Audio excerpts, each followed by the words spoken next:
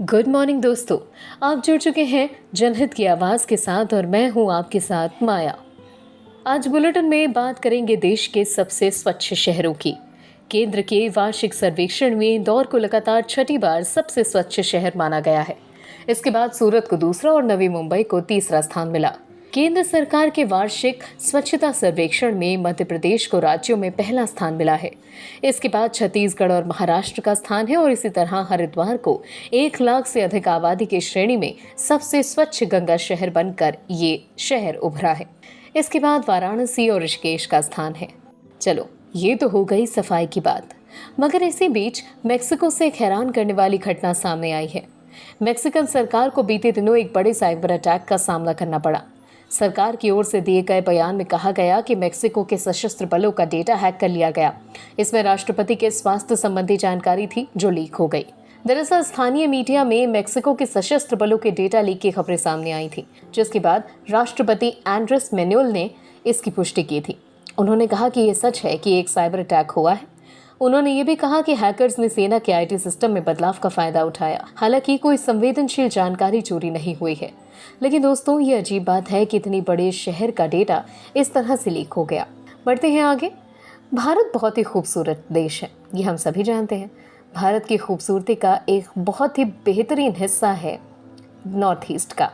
इसी में आता है मेघालय, जहाँ से खुशखबरी सामने आई है। मेघालय के सोहरा में मोहमलू गुफा है, जिसको यूनेस्को के international union of geological sciences द्वारा दुनिया में पहले 100 IUGS भूवैज्ञानिक स्थलों में से एक के रूप में चुना गया है।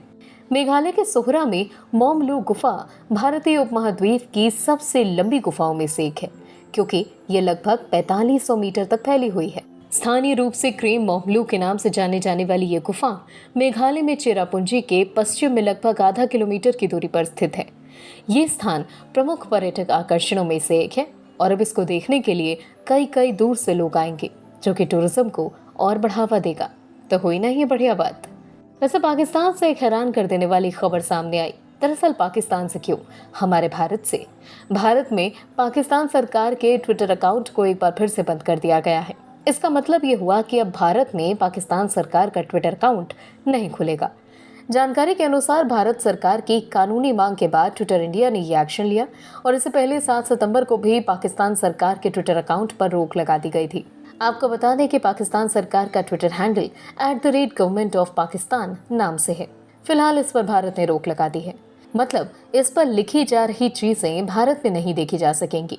आपको बता दें कि भारत, अमेरिका समेत कई देशों में ऐसे कानून हैं जो ट्वीट्स या फिर ट्विटर अकाउंट की सामग्री पर लागू हो सकते हैं।